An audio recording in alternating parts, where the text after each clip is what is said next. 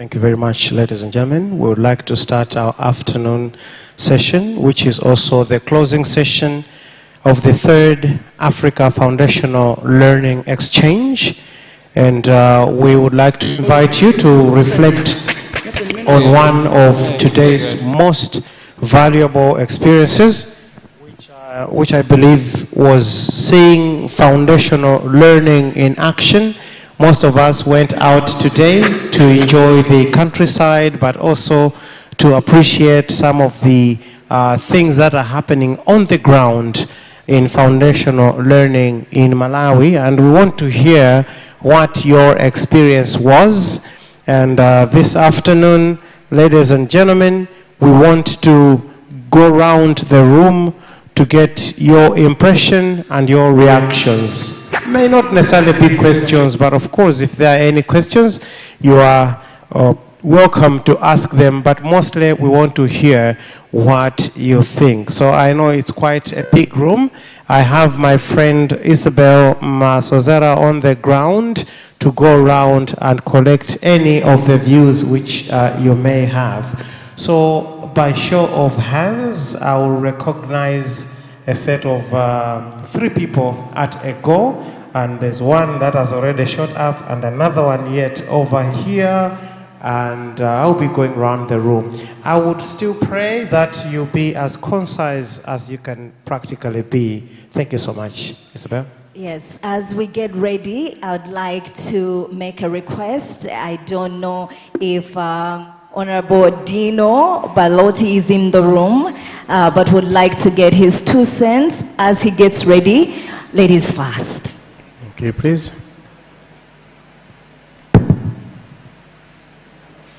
And if it's not too much to ask, if you can introduce yourself for the benefit of those who are also in this conference. Thank you.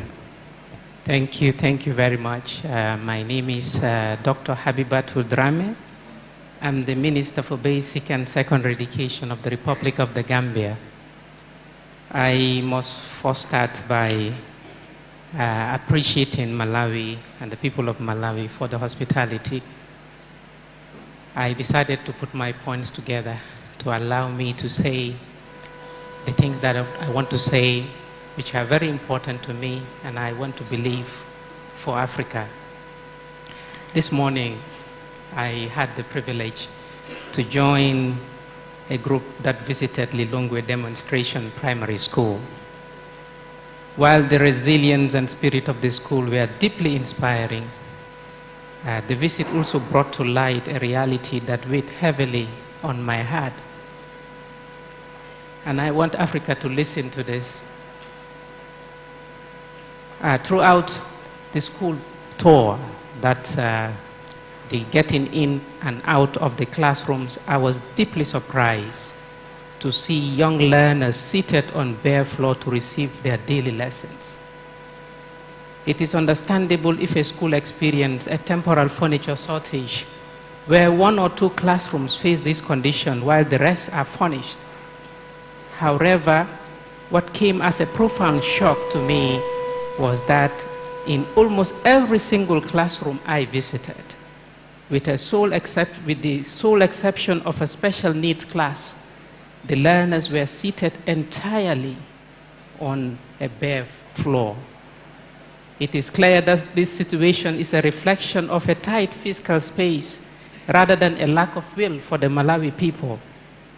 But as an African community, and Africa is here today, this is where we must step up to support Malawi. We cannot allow our children to be stripped of the most fundamental needs, such as simple table and a chair in a classroom.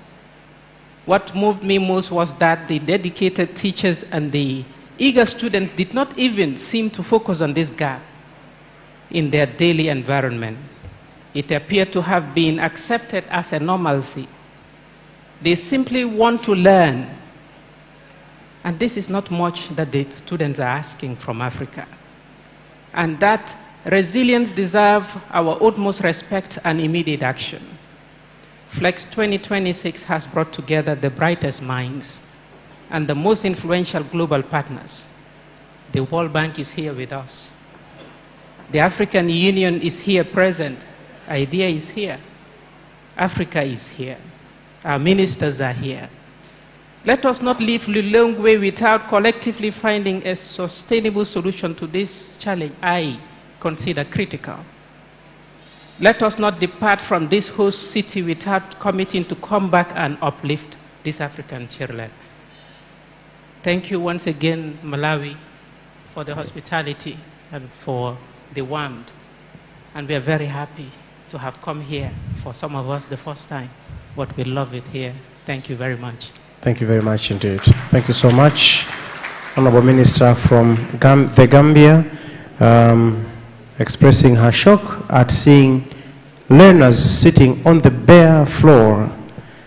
And that's not a conducive environment for any learner, let alone a young learner. Yes, sir. Thank you very much. My name is Honorable Professor Moyo from the Republic of Zimbabwe. I'm the Minister of Primary and Secondary Education. I led a delegation of directors to a school called Kakule Primary in Lilongwe. This is a mega school. When I talk of a mega school, it has an enrollment that exceeds 5,800 learners. The teacher-people ratio, on average, is 1:71, 1:65, which I believe is extremely high. In order to address this challenge, I propose that the government of Malawi needs to recruit more teachers to reduce the teacher-people ratio.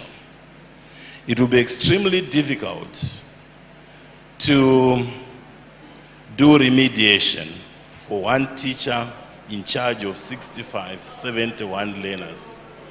Remediation becomes extremely difficult. But however, what inspired me the most are the pedagogies, the andragogies used by the teachers. The methodologies of teaching were generally pupil-centered, rather than a situation where rote learning is applied. And when you are teaching learners at foundational learning, we value collaborative approach where learners would use some objects so that they get the information right. The teachers were very active. They considered the interests of the child, and we need to commend them, and I would appreciate if the August House can give a round of applause to the teachers. What I have done in my constituents, I'm a minister, but I'm a member of parliament. I've used my own resources to build 5 new schools, personal resources. We have a few challenges in terms of furniture for satellite schools. In my constituents, I have 2 satellite schools where I had to purchase plastic chair. A plastic chair costs around $2 and can be very helpful to the learner, unlike a situation where learners sit on the floor. My clarion call to members of parliament, to anyone in Malawi is, let's have a whole of government, a whole of societal approach. Let's mobilize our people. The parents themselves should play a role in ensuring that we procure or mobilize chairs for the students, and tech voc should be applied, technical vocational skills. Those students, especially the local community, can provide resources from their locality, and that will be very helpful in ensuring that the basic requirements are met. I think. Okay. Thank you very much indeed. Thank you so much. Let me take another round of comments and questions from the floor. We have 2 from here. There's a hand over there and another one also in front. So let's start with that one there, and then we'll come back here in front. But thank you so much, Professor Moyo from Zimbabwe. Minister of Basic Education, emphasizing the challenge of teacher-pupil ratio. One teacher managing 65 to 71 learners. That's not a good situation at all, and that creates a lot of problems in engaging learners at their point of need. Yes, sir. Thank you so much. Professor Abba Idris, Honorable Commissioner of Basic and Secondary Education in Yobe State, Nigeria. Well, I want to look at this from a different perspective. The school we visited, I was told that it was a community school. So I want to look at the effort of the community in trying to complement the effort of the government by donating a land, building a school, and also taking some responsibilities in order to provide education to their people to complement the effort of the government. So this is from this perspective. From another perspective, I think what we need to look at is for us to call on the government. If people of the community can do this effort, can also, provide land, build schools, and also support teachers, I think the government should come into the school by, listening to the needs of the school and also providing the solution to them. Thirdly, is the passion in which the teachers, use to teach.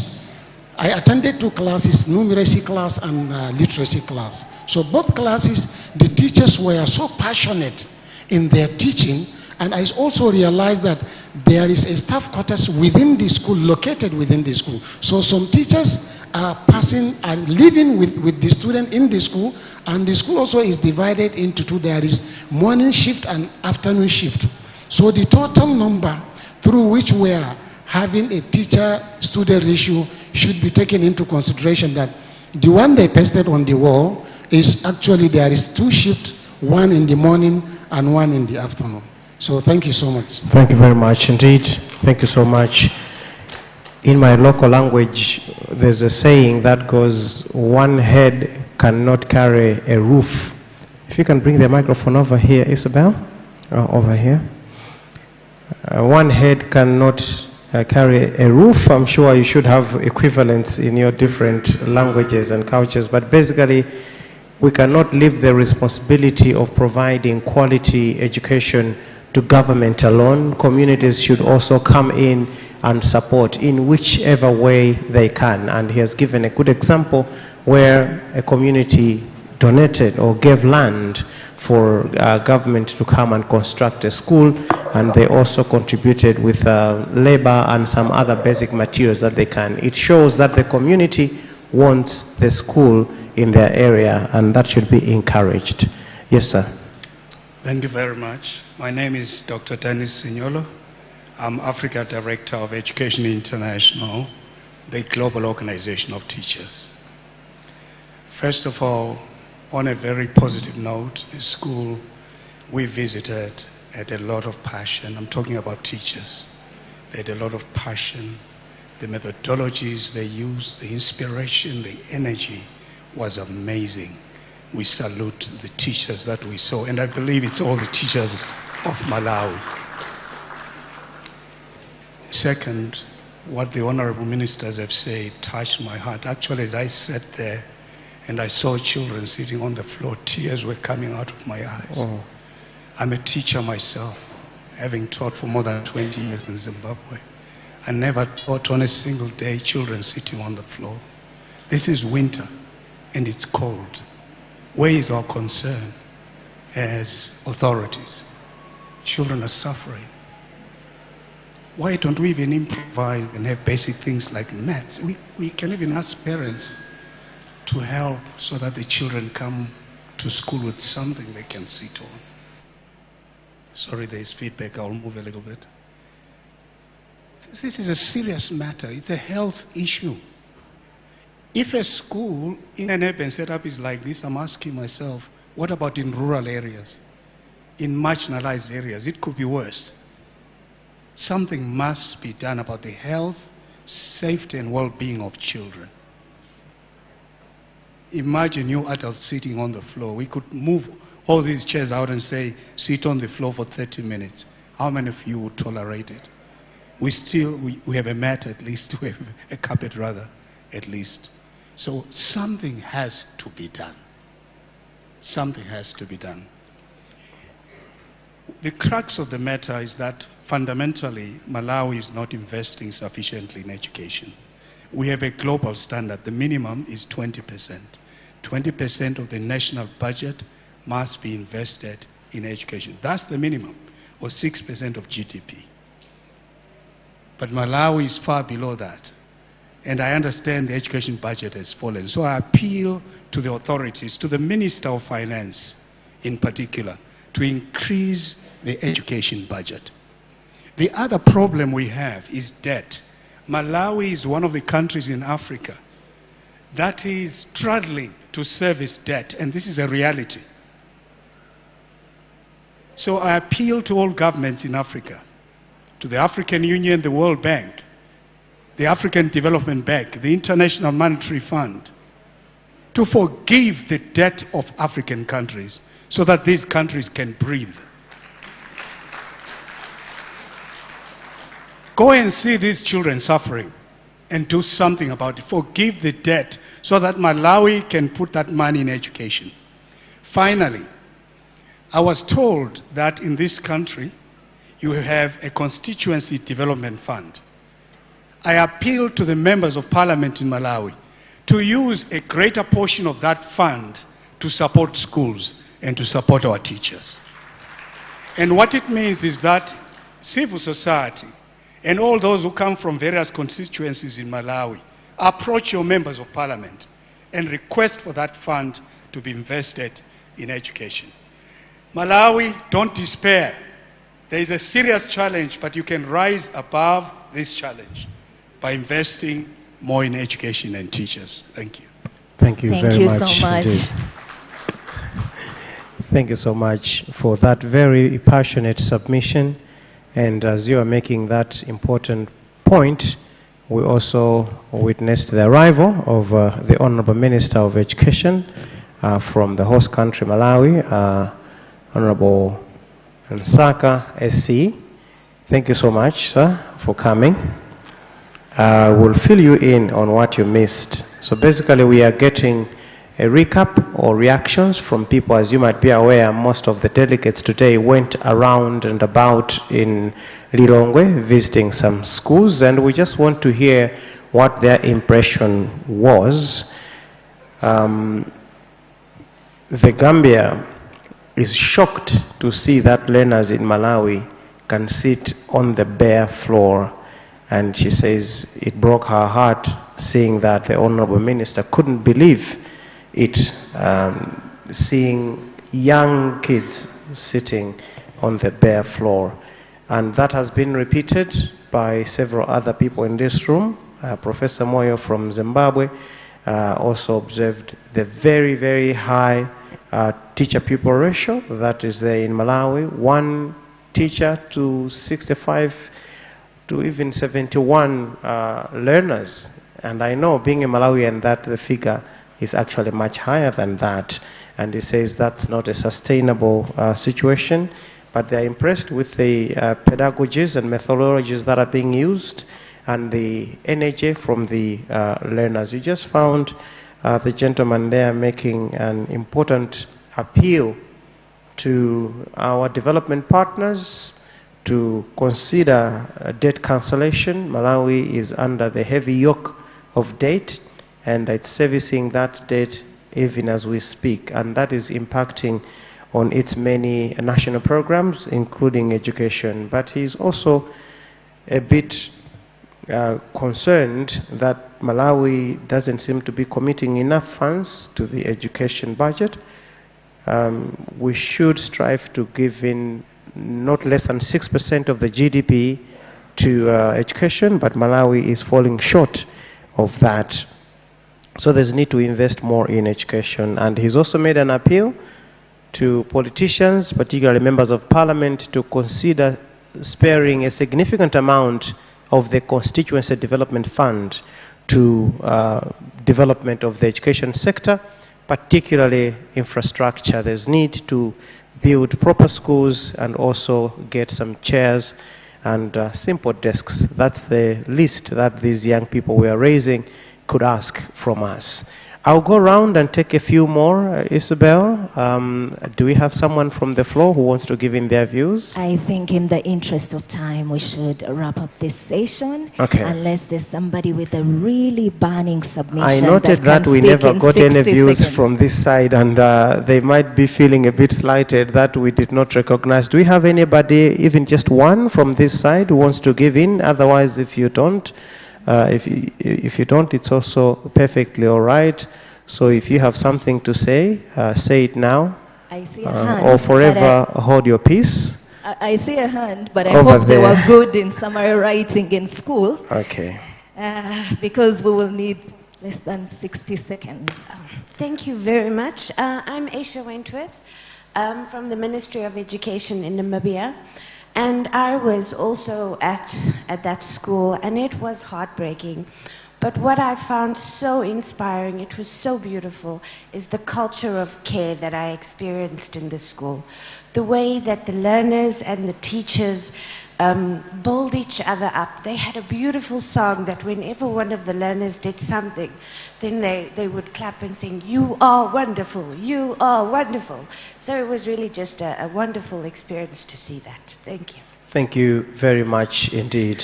Thank you so much for that.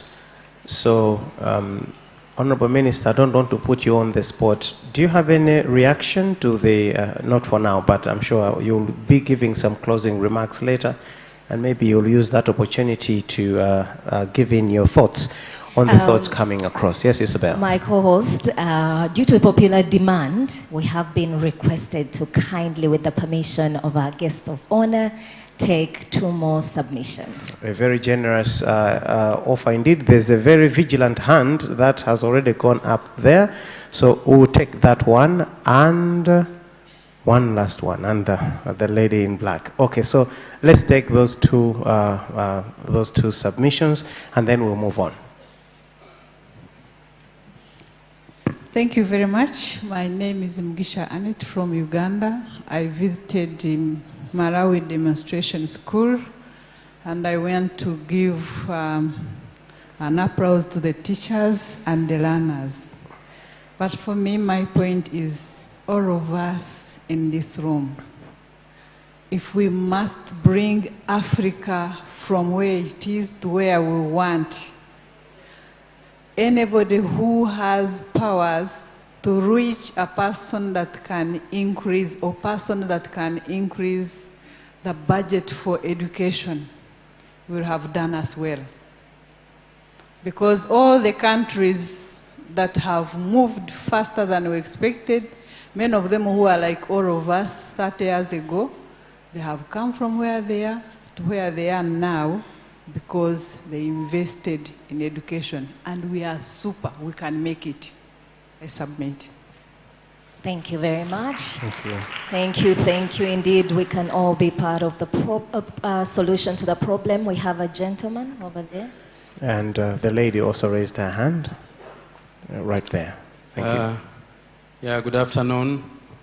It was nice to be here, but maybe just to highlight from the school level in Malawi, specifically in primary schools.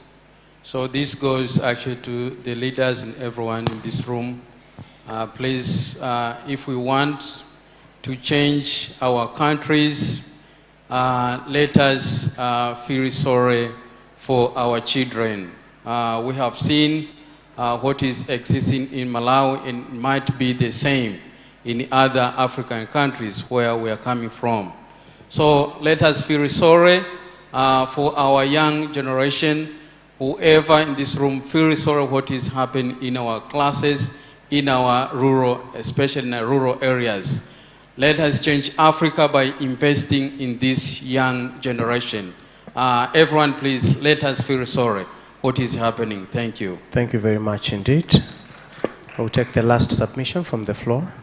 Good afternoon, Your Excellencies, Honorable Ministers. On a positive note, I want to commend the government of Malawi for the BEFIT program, which we observed. Thank you so much for such hands.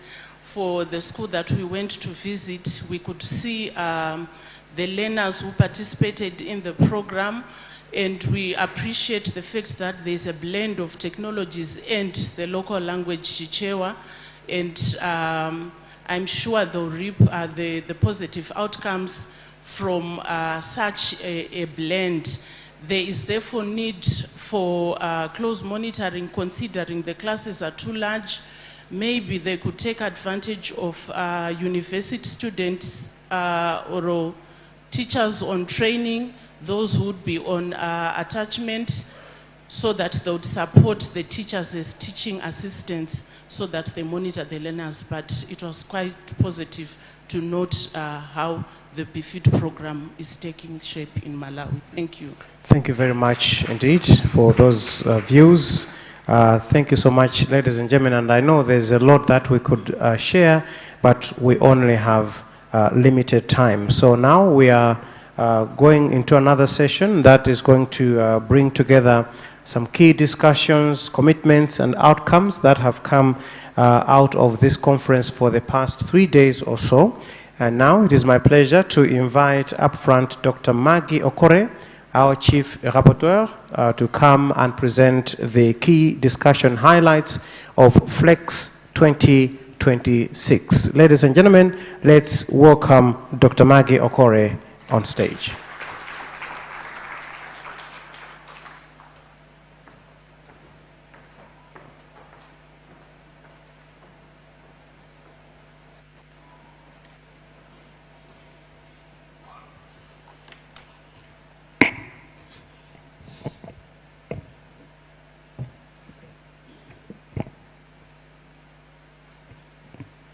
Minister, and all guests and all protocols observed. Good afternoon, everybody. I have some slides with me, but because of in the interest of time, I will proceed, and the slides will find me as I am making progress.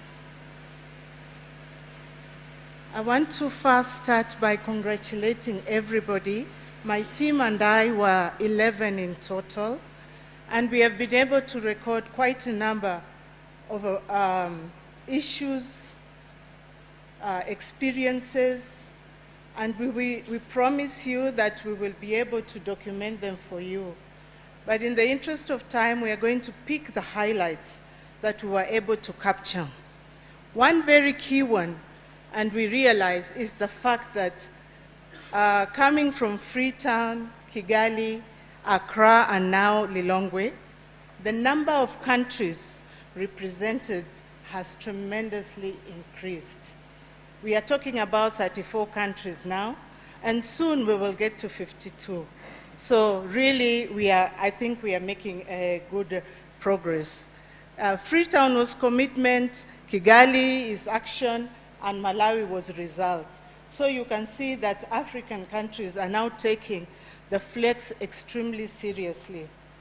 And one of the key issues that came across in this was that we came up with children who also gave us an agenda beyond the minister really placing us and giving us an example of Malawi through the national reading program, that is BEFIT.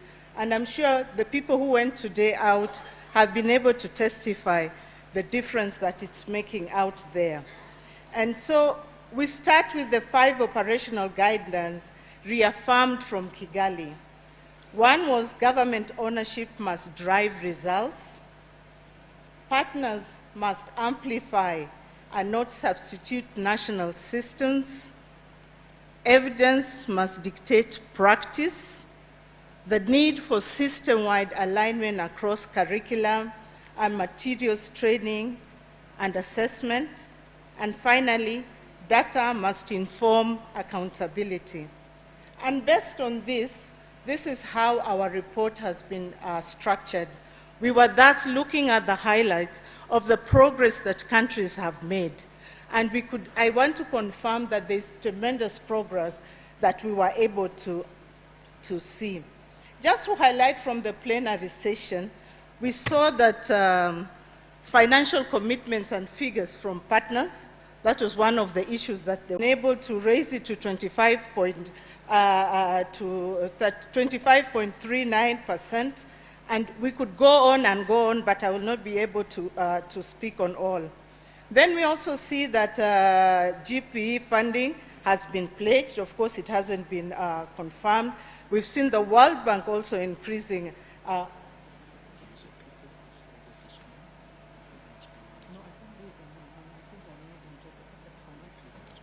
This one. I'll go down. Oh, okay. Thank you. Okay, then we see also the World Bank putting in some money. We were also able to document that, yes, there's progress on data use in foundational learning, and we could see that quite a number of improvements in ministerial, especially in the ministerial participation in FLEX forums, and technical participation in the African Foundational Learning Ministerial Forum. So, yes, the number of ministers who are on the forum has increased, and especially the technical staff. There's something abuse.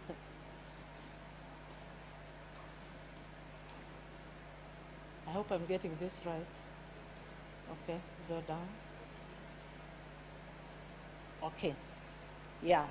See, as we established that I've been able to say that the numbers have increased, and we could see the outcomes, we are able to prove them.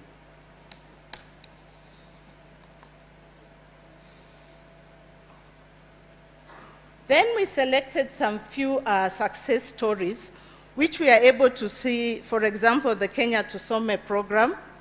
We are able to see the Zambia Culture program. We are able to see the Nigeria Teaching at the Right Level. We are able to see the Malawi Structured Pedagogy program. We are able to see Senegal and South Africa Mother Tongue Bilingual Education. And we're able to see Cote d'Ivoire's blended financing. These are just but a few of some of the success stories that we've been able to document. And there you are, those are the ones that we picked for now. And so within that, you will see many, many others. And then we focus on the 6 unifying guided areas for this synthesis. The first one was the political leadership and ownership. Then the second was financing and equitable resources, data assessment, partnership coordination and alignment, scaling, evidence pedagogy, and whole child assessment. I need to say that this was something that has come out as an emerging theme.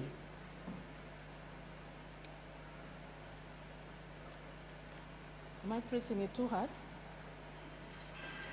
It's okay? Okay.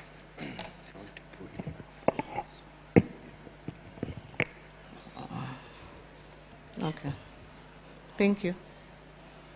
Under political leadership, we saw a lot of progress in institutionalizing of the various issues. We highlight, for example, the Kenyan example, the Zimbabwe example, the Rwanda example.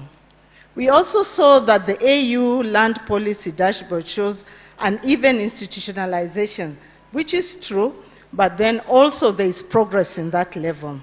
We saw middle-tier actors that are increasingly framed as critical, executing linkages, translating national policy into classroom reality. Yes, progress is being done, and it's one of the recommendations for proceeding, because it was identified as the engine of the system. We were also able to note quite a bit of number of countries who have moved into community participation. And we also were able to document the role of parents, and specifically, it has been identified that women are playing a more critical role.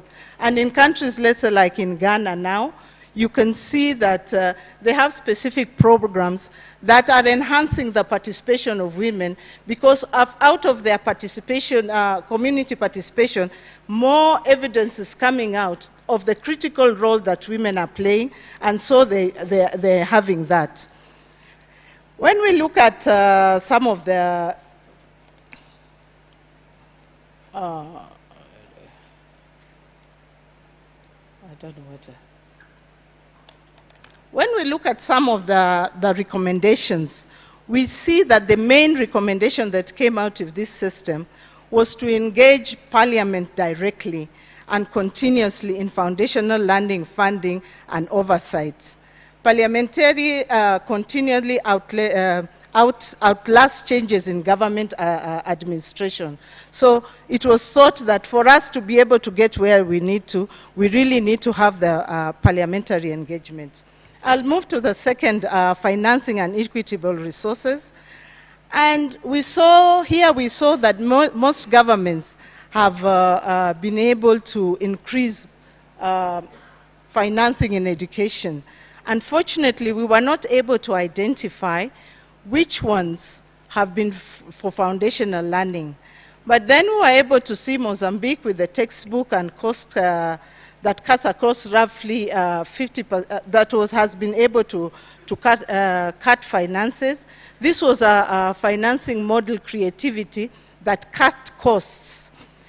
So despite the budget is not being towards foundational learning, we have seen the creativity of in the utilization of the money that was allocated to them.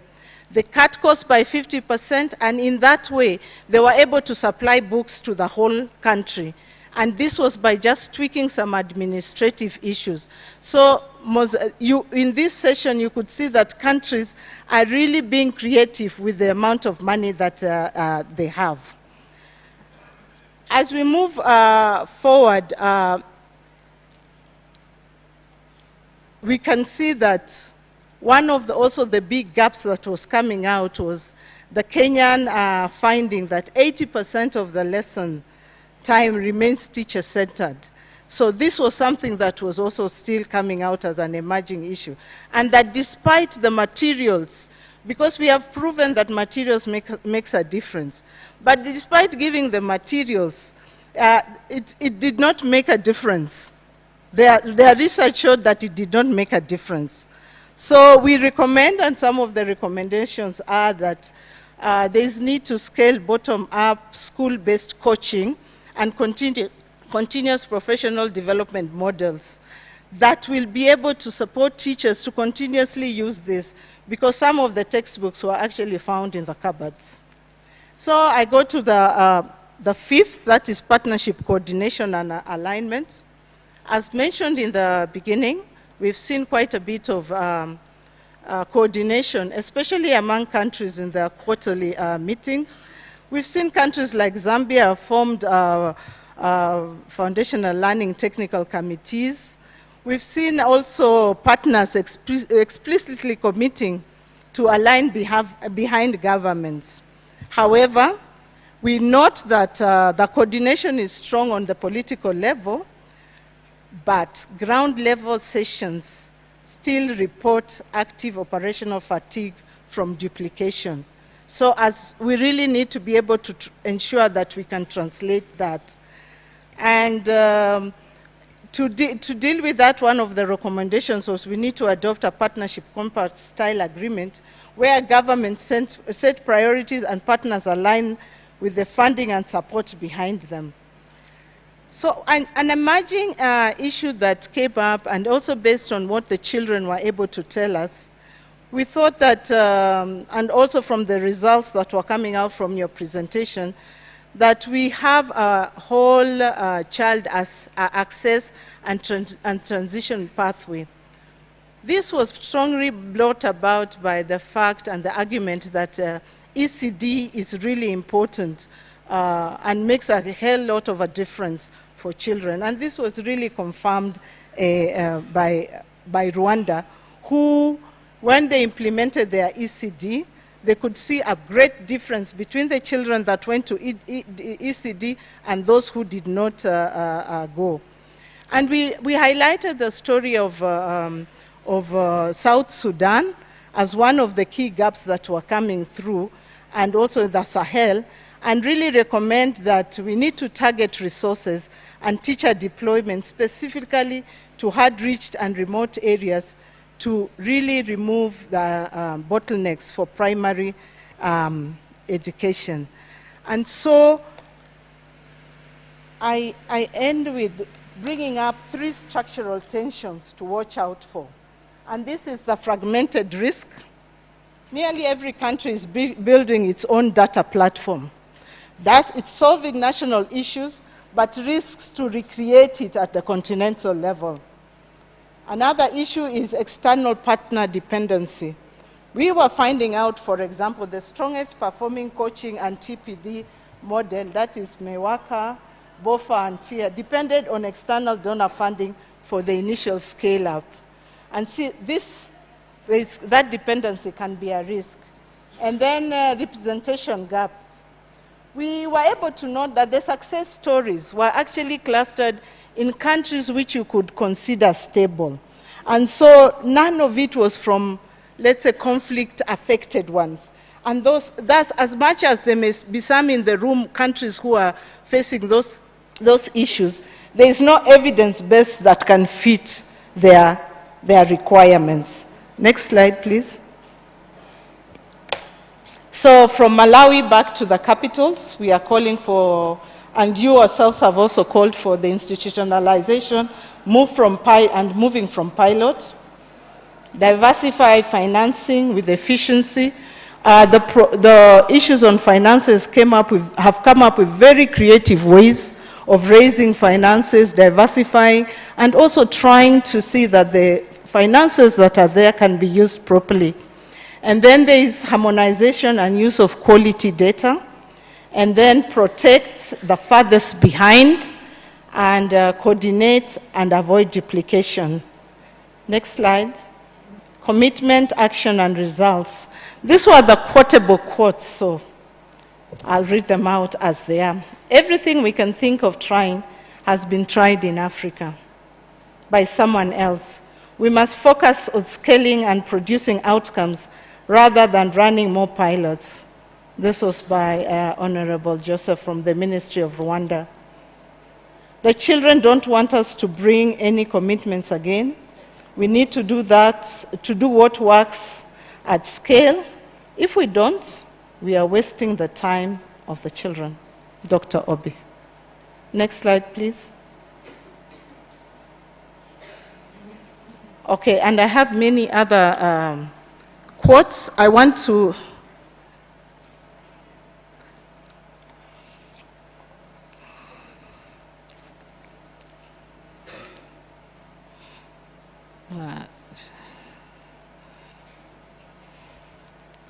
and from Ghana, learning begins at home, and there can never be any better medium than the mother tongue.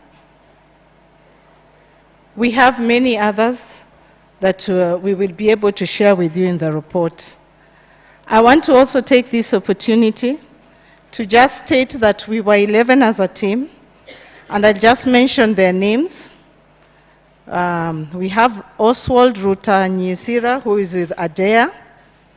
We have Professor Helen Nasimiu from the University of Nairobi. We have Tandi Mtetwa from ADEA. Harriet Guizamaho from Right to Play Rwanda. We have Kwame Kwoma from ADEA. We have Dr. Mary Shikangi from Semester, Nairobi, Kenya. We have Dr. Aliveness Mwale from the Ministry of Education, Malawi. We got Anna Mura from What Works Hub for Global Education. And we have Eleanor from Lively Minds. I thank you for all that, for giving me time to listen to me. Thank you.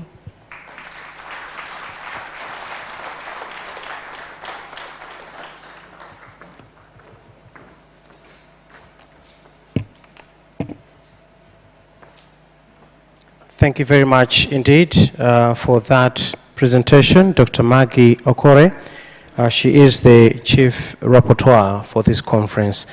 Now, I know that there's been a lot of communication and networking at this conference, and maybe most of you have said everything you would have wanted to say, but I'm sure when you get to your homes, you will still need to communicate to your family and friends. Somebody has lost their phone. I'm sure when you go home, you will still need to call a few friends to say, hey, I'm back. So you need to get your phone back. So we'll leave it at the registration desk. Please be sure to go and identify it. Fortunately, it's locked with a password, so you'll have to open it to prove that it's yours. Thank you so much. Allow me now, ladies and gentlemen, to invite the committee chair for the communique, Dr. Jacqueline Jerry Fortier, who is also the ADEA Senior Foundational Learning Expert, to come and read out the FLEX2026 communique.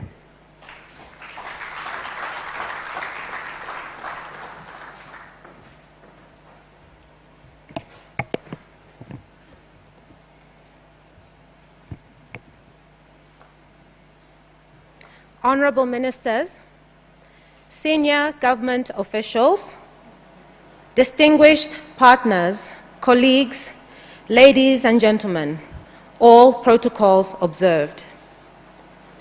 The presentation by Dr. Okore highlights a stock-taking of the progress made since Kigali from FLEX 2024.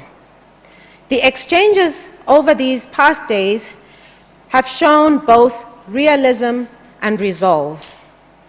Realism about the scale of the challenge before us, and resolve to continue advancing reforms that strengthen teaching, support teachers, improve assessment and accountability, and deliver foundational learning at scale, and ensure that every child acquires foundational skills. It is in this spirit that the communique I am about to read has been prepared.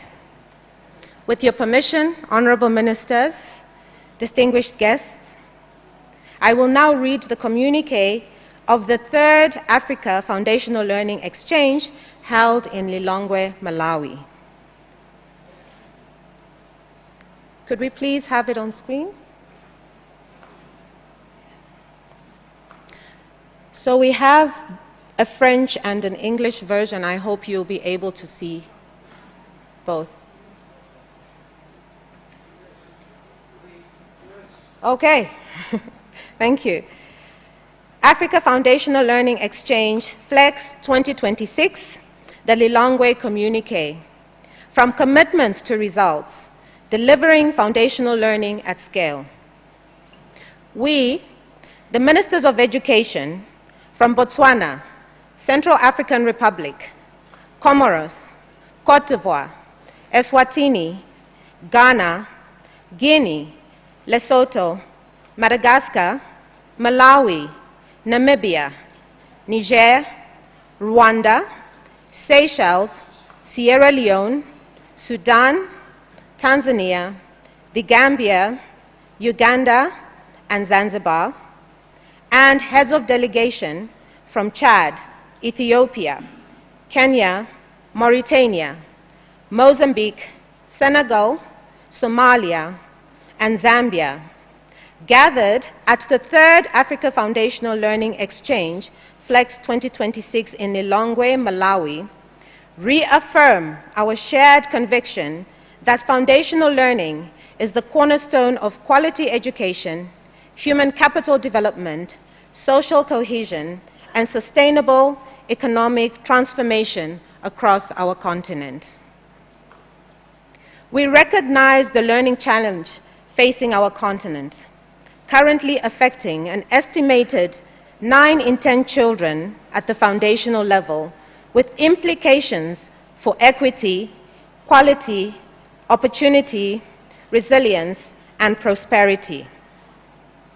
We acknowledge that unless accelerated action is taken at scale, millions of African children will continue to be denied the essential literacy, numeracy, and social-emotional foundation skills required to participate fully in society and contribute meaningfully to the realization of Africa's aspirations. Recalling the commitments made in Sierra Leone and Kigali, we reaffirm our collective resolve to ending learning poverty in Africa by 2035 and to translate this ambition into sustained, measurable action. We recognize meaningful but uneven progress since Kigali. While policy commitment and institutional frameworks have strengthened in many countries, delivery at scale remains inconsistent, and engagement in continental coordination mechanisms has in some cases declined. We further acknowledge the valuable contribution of the 2025 ADEA Triennale in Accra in deepening the continental agenda through a strong focus on implementation, system reform, and practical measures to improve learning outcomes for every child. Recognizing that enduring progress requires continuity as much as innovation, we underscore the importance of sustaining and strengthening the measures that have shown the greatest promise in improving foundational learning across diverse national contexts. These include strong political leadership and government ownership, evidence-based, context-responsive pedagogy, including instruction in languages children understand, effective teaching and learning materials matched with sustained teacher support and system leadership, robust use of assessment and administrative data to drive accountability, coherent alignment of financing and partnerships behind national priorities, and deliberate attention to whole child access, ensuring every child, including those with disabilities, those out of school, and those in climate vulnerable and hard to reach areas can enter, remain in, and transition successfully through school in safe and resilient learning environments. In this regard, FLEX2026 serves not only as a moment of reflection, but as a renewed call to collective responsibility, mutual accountability, and practical action in line with the African Union's broader education and development agenda. Guided by the lessons of our shared journey from Freetown to Kigali and now to Lilongwe via Accra, we come together in a spirit of solidarity and determination to carry forward what works, to learn from one another, and to accelerate delivery at scale. We do so with the firm belief that every child has the right to acquire foundational skills, and that the realization of this right is indispensable to the continent's ambition for an African-designed, African-led, and African-supported transformation that is inclusive growth, dignity, peace, and opportunity for all. Based on the above, we agree collectively to take forward the following recommendations. 1. Enhancing partnerships and coordination. Adopt partnership compact-style agreements where governments set priorities and partners align funding or support behind governments rather than running independent parallel initiatives. 2. Financing and equitable resourcing. While advocating for increased domestic funding to education based on set continental and global benchmarks, dedicate a specific budget line for foundational learning that prioritizes teacher training, learning assessment, teaching and learning materials, and learners' welfare, which show the clearest link to learning outcomes. Number 3, data assessment and accountability.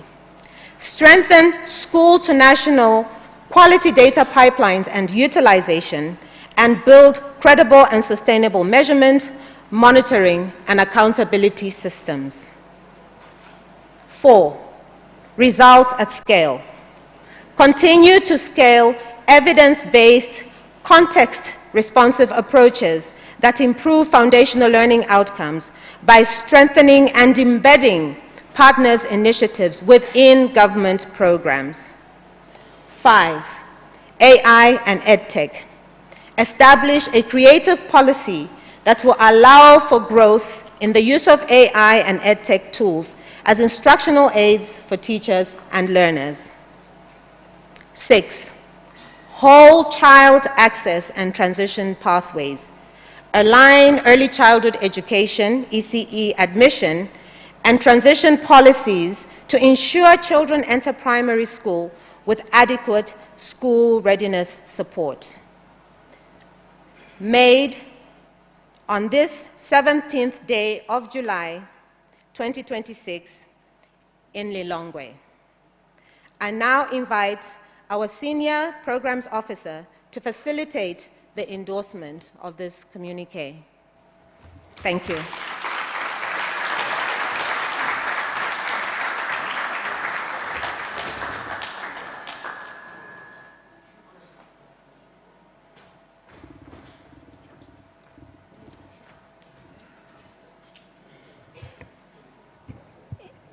Honorable Ministers, ladies and gentlemen, we have had a full, more than 2 days, because we started with the pre-conferences, then we went into the technical sessions, we came to the official opening, we followed that up with plenary sessions and further technical sessions, crowned it all today with the school visits alongside other technical sessions.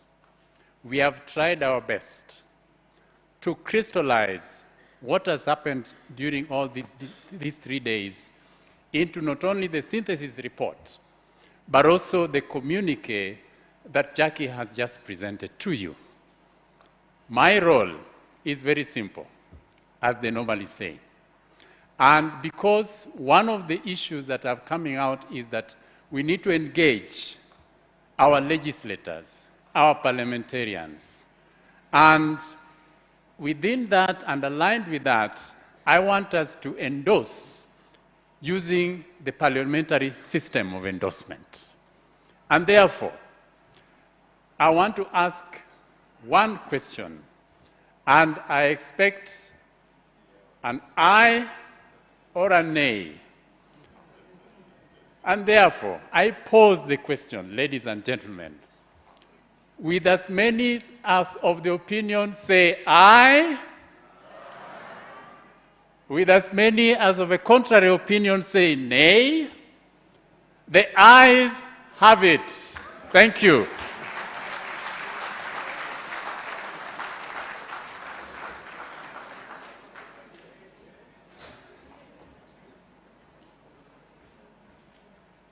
Now, ladies and gentlemen, let me invite my Executive Secretary, Albert Nsengyumva, to come and take the next session. Thank you.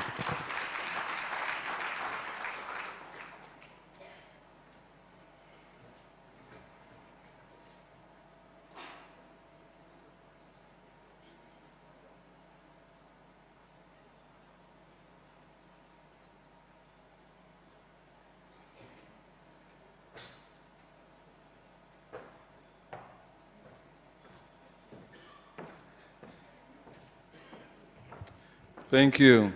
Thank you so much. I need to start with some apologies. Apparently, there were a few countries missing in the document. I see Dr. Folake complaining already. So Nigeria is missing. How can we miss Nigeria?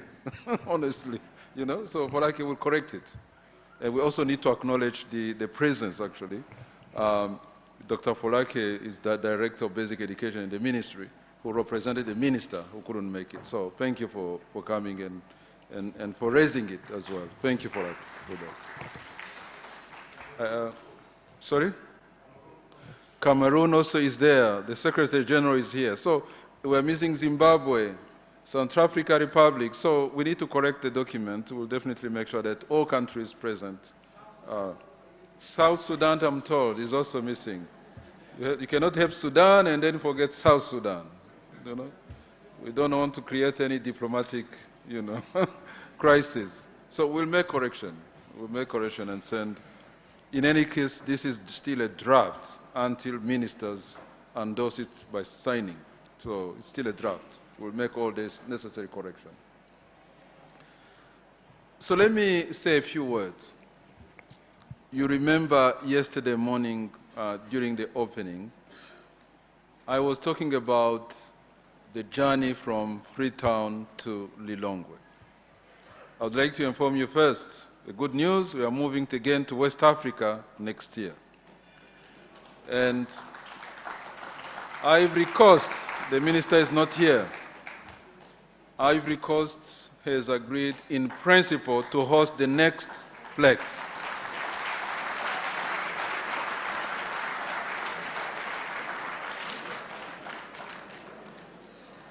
I don't know, I hear the noises, I don't know what's going on. It's just a joy, expression of joy. So Ivory Coast is hosting us. We'll work on modalities, but the most important thing, the principle, the minister is taking it, and then we'll be moving to Abidjan next year. Secondly, let me also apologize. I know some ministers, some senior officials were attending the sessions, but unfortunately, they were not acknowledged, which is not really appropriate as far as protocols are concerned. So we're really presenting our apologies, sorry for not really acknowledging and even for not giving you the opportunity to express and contribute to the different discussions. I see representative from Namibia. I understand the deputy minister is not here. Please extend our apology. He was attending one of the sessions on data, and he couldn't actually speak, or he got the slot a bit late during that meeting. There may be others also that suffer from that.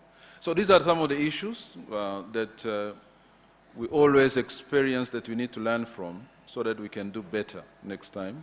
So we will also be sending a questionnaire to get your views on how to improve the running of this kind of convenings, to make it more inclusive and actually and contributions can actually flow appropriately.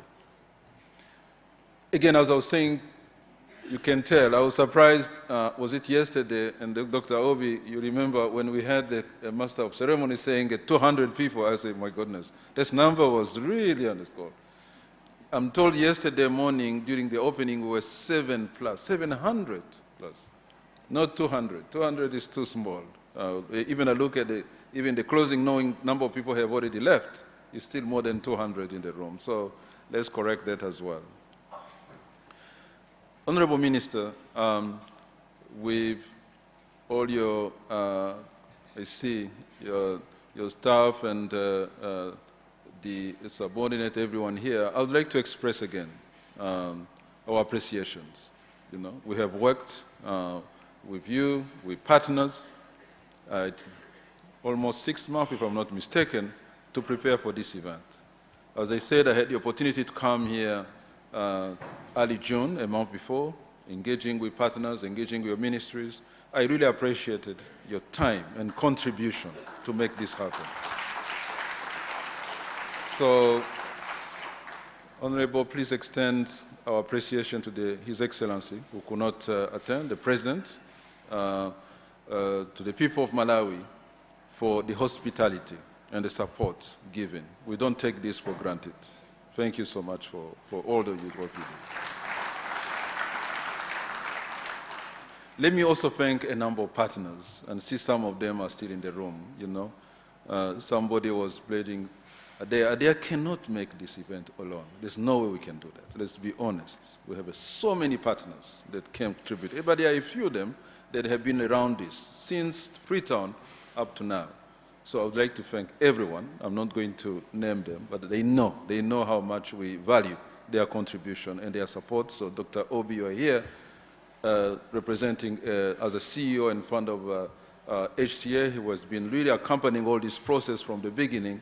We are together in the next step, which is basically the quarterly ministerial coalition meeting, because that's also something we need to continue strengthening. Coming 1 year later, without having the opportunities to look into progress, to question the work that you are doing, will not be enough.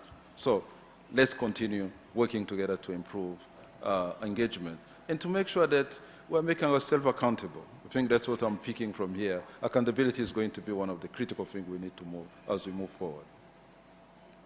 Of course, there were many discussions. I'm not going back. The report was clear. We like the communique. It's actually tackled some of the critical issues we need to consider, to look at. But more importantly, to me, what I'm leaving here with is a sense, again, as I said, of responsibility.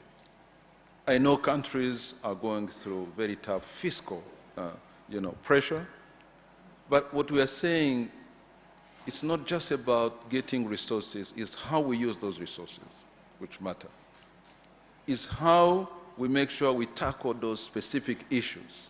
It's how we build continuity, how we embed accountability into our systems so that we can make our children proud of their countries. They will feel they are part of the nation. I think that's really the message I'm getting from here, and I take it seriously as we move forward. So I'm not going to take too much of your time. I would like to thank you again, everyone, participants that are in the room here, several support services that I saw here. We had a number of issues.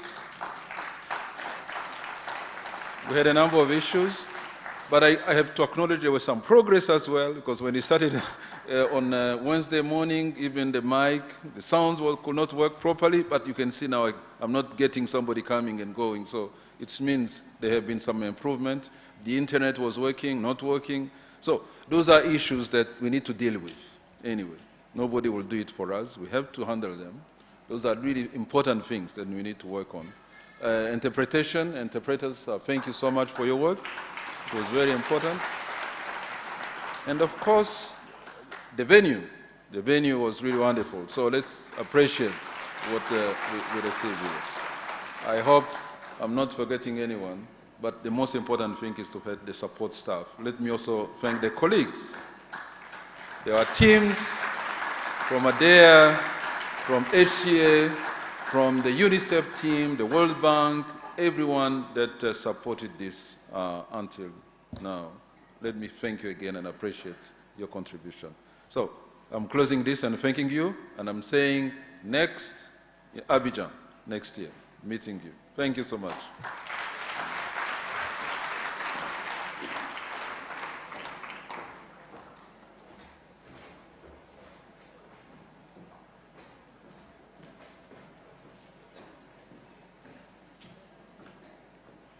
Could we give him another round of applause, please? I want to reiterate, more than 700 participants are here and have been here for FLEX2026. That is a fact that needs to be corrected over and over again until we leave, because there was a grave mistake on that number. Ladies and gentlemen, before I invite our last speaker of the day, and as we near the end of our time together, I would like to note that we do have a press conference with the media, and that will be in conference room 4. So, Honorable Minister and the ministers here, please, if you could lend us your time, the media will be ready for you in conference room 4. And again, congratulations to our next host country, and we hope to see all of you there. Ladies and gentlemen, it is my absolute honor to invite for the closing remarks our host minister, the Honorable Bright Musaka SC, the Minister of Education, Science and Technology of the Republic of Malawi. And we hope to hear a huge, huge round of applause as we listen to our guest of honor. You're welcome.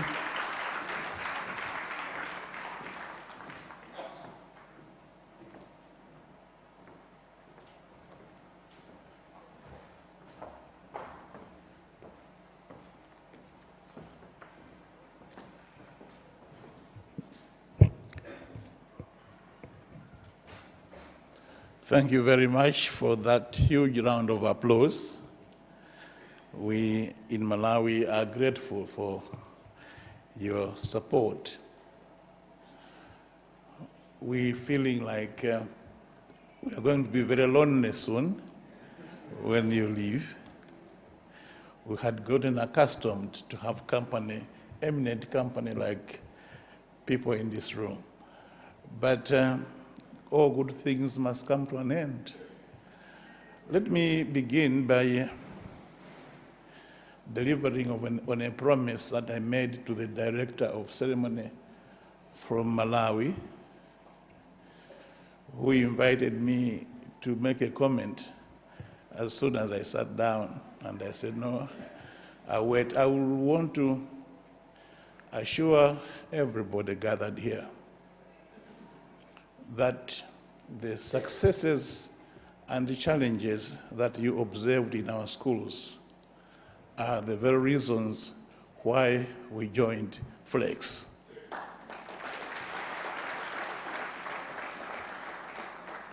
I am glad people saw things that we are doing right and the challenges we face. And if you remember my statement yesterday, I made mention of those challenges: infrastructure, teaching and learning materials, the number of teachers. We face those challenges, but I think that working together with the people in this room, we shall prevail.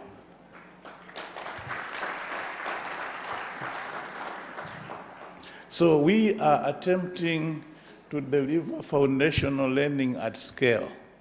But let me say that at individual level, we have moments of success. And the director of ceremony from Malawi is an example of successful foundational learning.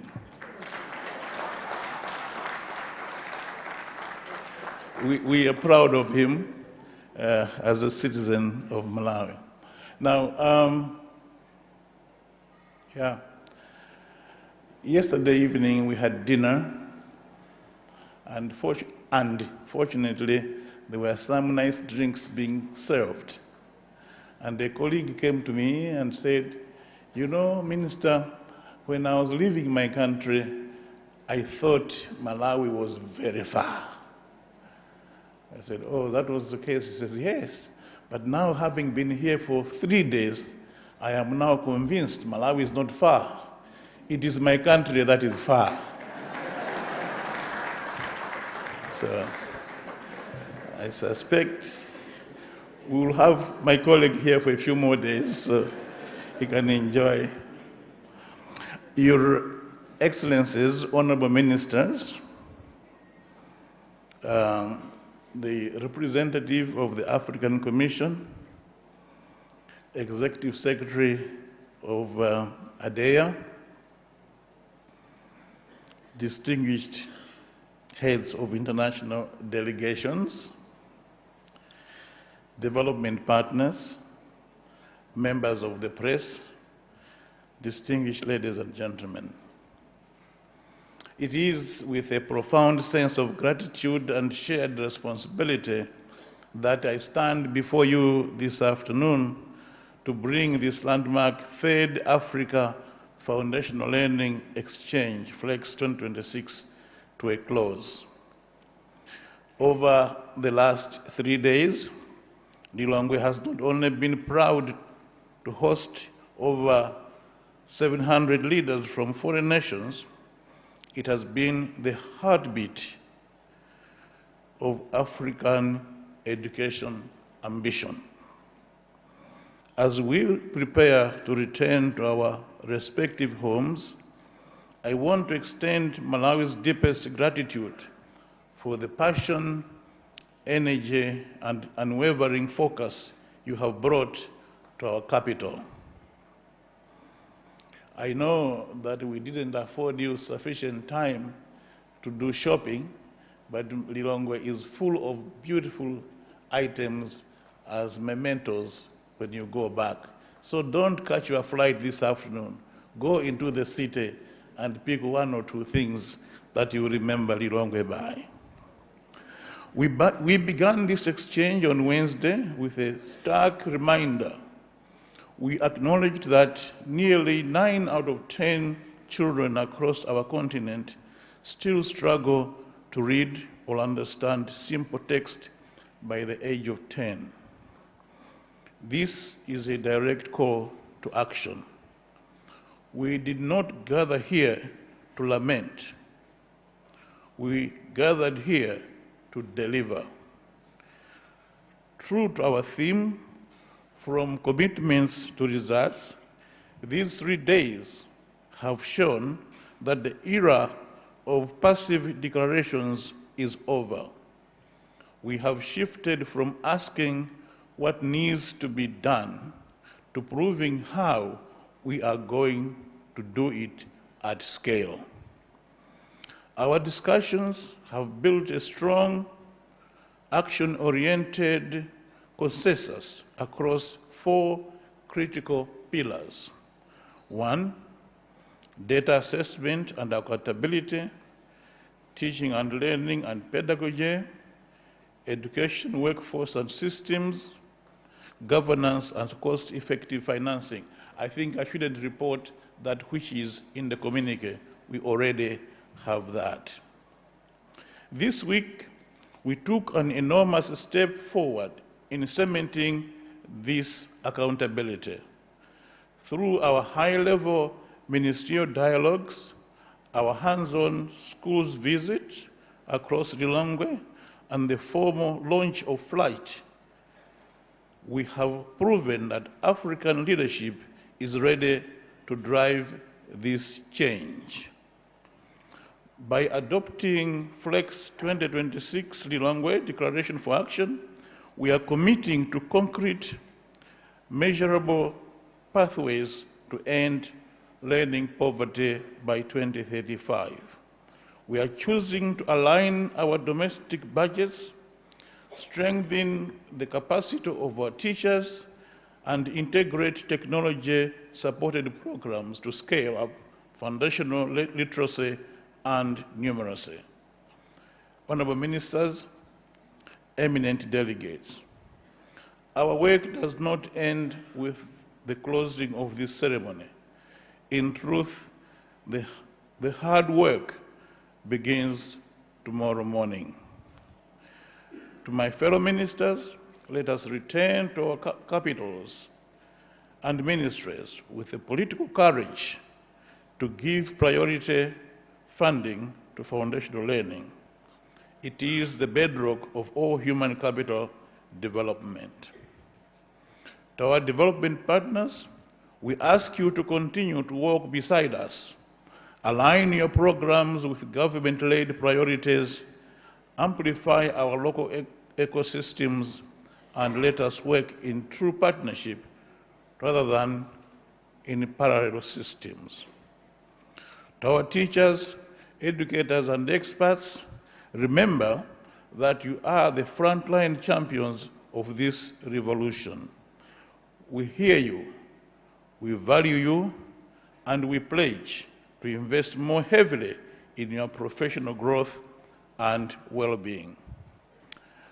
I would like to thank our co-organizers, ADEA, the African Commission, the World Bank, the Gates Foundation, the Hempel Foundation, FCDO, UNICEF, Human Capital Africa, Imagine Worldwide, MasterCard Foundation, Luminous Fund, IDRC, FDH Bank, and all those who have helped organize this meeting for their tireless efforts and generosity in bringing this momentous exchange to fruition.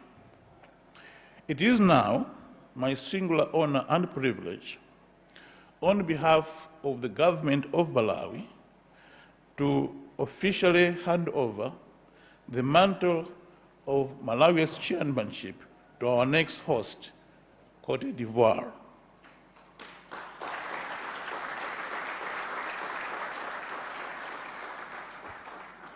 We wish Cote d'Ivoire every success in hosting the next FLEX, and it is my hope that I will see all of you and more of you in Abidjan.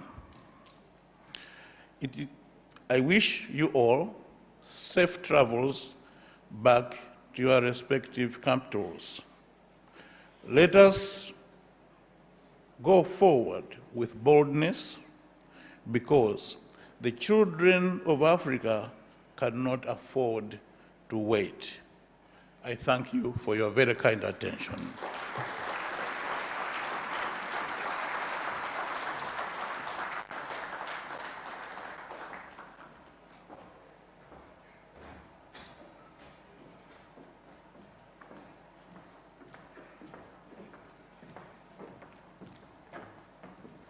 Thank you, Honorable Minister. Could we please appreciate the Honorable Minister?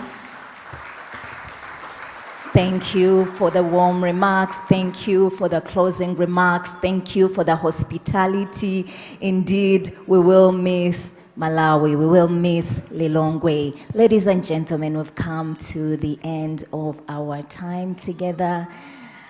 And as the Honorable Minister makes his way to his seat, we would like to request you to kindly stay with us, stay seated.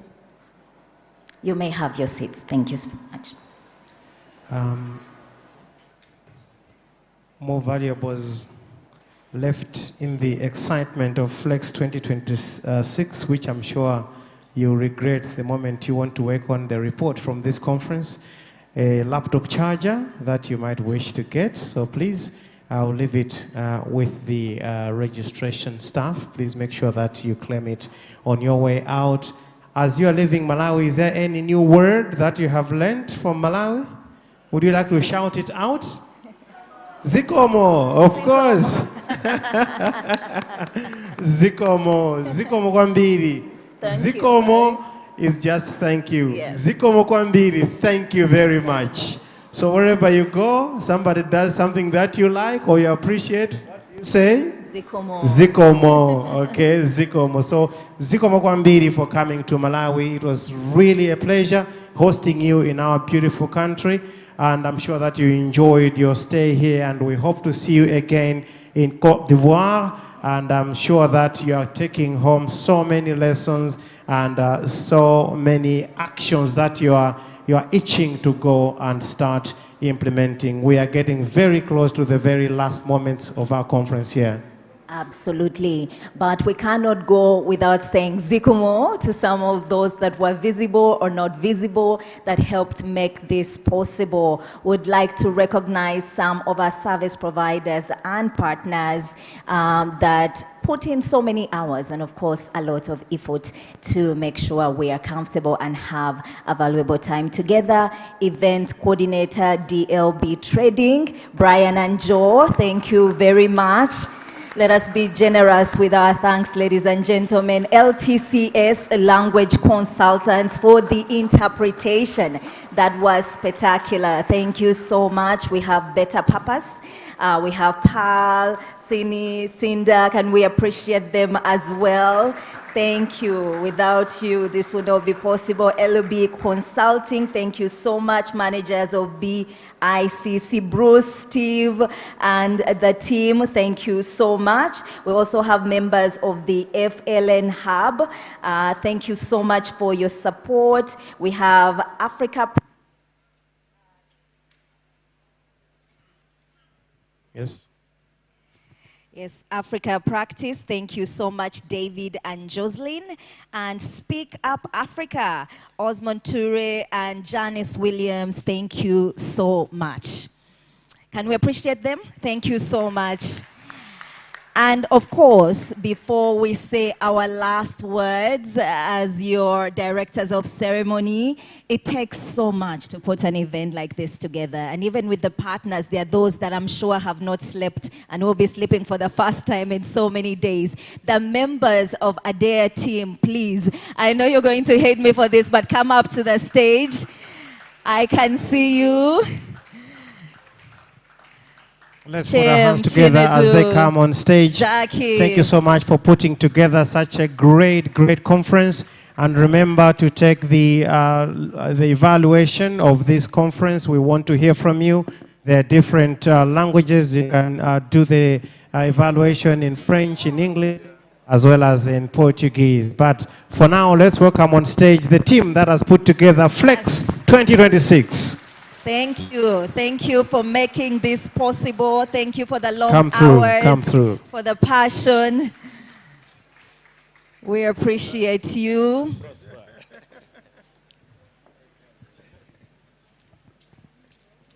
All right, let's move all the way. I'm sure these are moments that you will cherish for the rest of your lives. Putting a conference like this together is no mean achievement.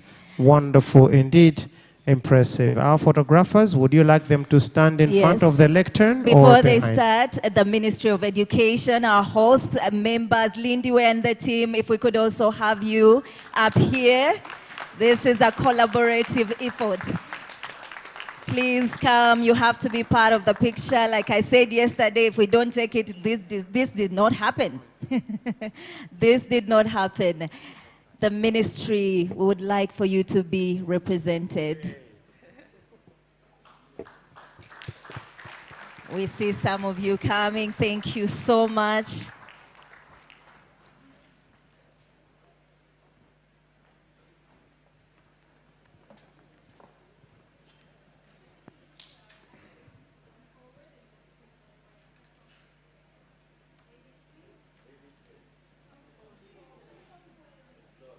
And that is the lady behind the communications doing her thing, making us look good.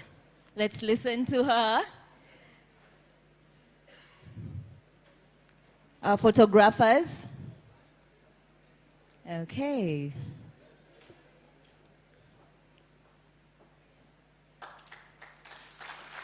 Wonderful. Congratulations and well done for putting together such a wonderful, from commitments to results, delivering foundational learning at scale. And you have also worked at scale, impressively so. Indeed. Thank you so much.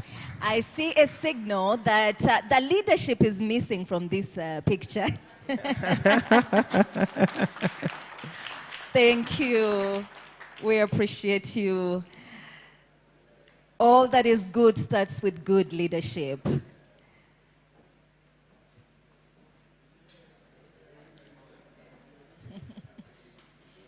Someone is suggesting that maybe we can now have the tall ones in front and the short ones behind. Maybe that's a Kigali style photograph. No. We do not claim that. Thank you very much. Murakoze cyane.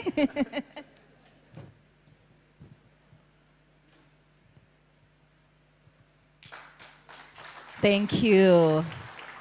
And maybe just a sweet reminder. Are we inviting the host minister to join the wonderful team? I was trying to practice the nicest, sweetest way, the most humble way to kindly request just one more time our host. Thank you for your leadership. Thank you for your guidance, for your hospitality. It has been an absolute pleasure. And for his time as well. He's been here since pre-flex and has attended all the key sessions and is here closing with us. So thank you so much for creating time. Thank you.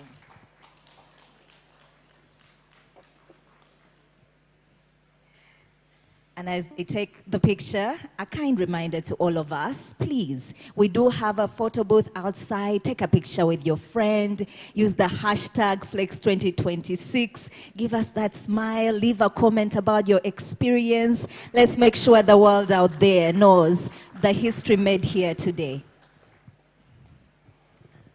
And for those from the BBC, born before computers, and you don't know what a hashtag is, ask your younger friends and they'll tell you what a hashtag is. Be like, I'm trying to post, where is the hashtag? How do I put the hashtag? Like, they'll tell you what to do.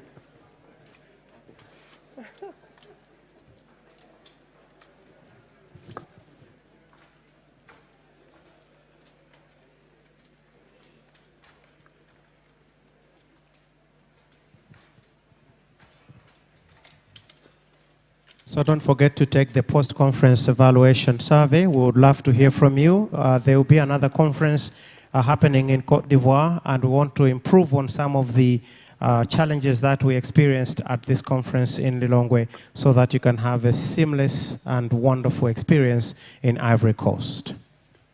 Ladies and gentlemen, we've come to the end of our time together, but like our guest of honor said, the work only begins now. So we hope, like we had earlier, that you carry with you the responsibility, the burden, to not just let this be the conversations, but to take action when we leave this room. The success will not be measured by how many of us came, by how many hours, but by what we come back to report happened after these 3 days together. As they say, there's no good in goodbye, but still we have to say goodbye. My name is Joab Frank Jakaza from Malawi, and my friend Isabel Masozera, all the way from Rwanda, Murakoze Chane, which means thank you so much for being part of FLEX 2026. Thank you so much, ladies and gentlemen, and Ziko Mokwambiri. May we rise as the Honorable Minister leads us out of this room. Thank you so much for attending this conference. Thank you indeed.